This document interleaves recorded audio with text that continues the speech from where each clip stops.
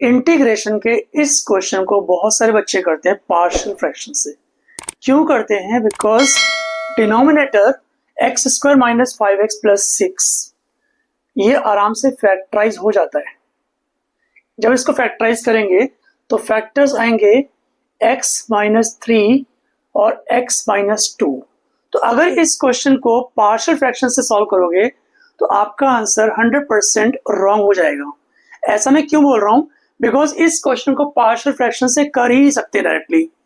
देखो ध्यान से देखो, किसी भी क्वेश्चन को पार्शियल फ्रैक्शन से करने के लिए एक कंडीशन होती है। क्या होती है? कि degree of numerator less than होनी चाहिए डिग्री ऑफ डिनोमिनेटर से, है ना। तो यहां पर डिग्री जो है न्यूमरेटर की 2 है और डिनोमिनेटर की भी 2 है, तो यानी कि वो लेस तो नहीं है। Degree of numerator is not less than degree of denominator. तो कैसे स्टार्ट करें? ध्यान से देखो, सबसे पहले इस क्वेश्चन में हम न्यूमरेटर को डिनोमिनेटर से डिवाइड कर लेंगे, है ना। देखो ऐसे एक्स स्क्वायर प्लस 1 को x square minus 5x plus 6 से डिवाइड कर लेंगे। तो 1 जा x square minus 5x plus 6 किया। अब सब्ट्रैक्ट करते हैं, minus minus plus x square cut गया, हमारे पास बचा क्या?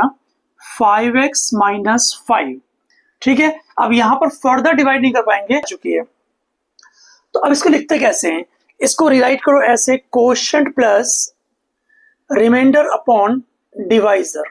ठीक है, जब भी आप डिवाइड कर लो आपने क्वेश्चन को रिराइट करो quotient plus remainder upon divisor. ये हमारा कोशेंट है, ये हमारा रिमाइंडर है और ये हमारा डिवाइजर है। तो इसको रिराइट करते हैं।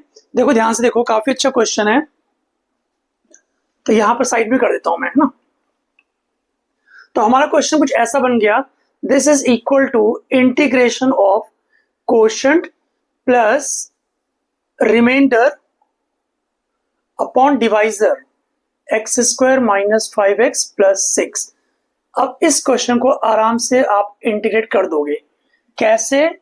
ध्यान से देखो, सबसे पहले हम लोग 1 को इंटीग्रेट करेंगे तो 1 का इंटीग्रेशन तो सीधा सा x आ जाता है, तो यहां लिखो x प्लस, उसके बाद हम 5 कॉमन निकाल सकते हैं, 5 into integration of x minus 1 divided by x square minus 5x plus 6 dx। ठीक है, इतना ठीक से आ गया। अब हम यहां पर देख सकते हैं कि डिग्री ऑफ न्यूमरेटर जो है ना वो less than degree of denominator है।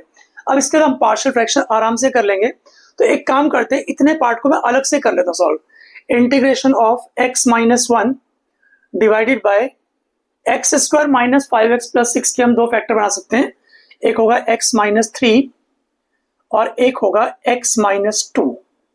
फैक्टर्स बन गए। इसके बाद हम लोग पार्शियल फ्रैक्शन से आराम से सॉल्व कर लेंगे।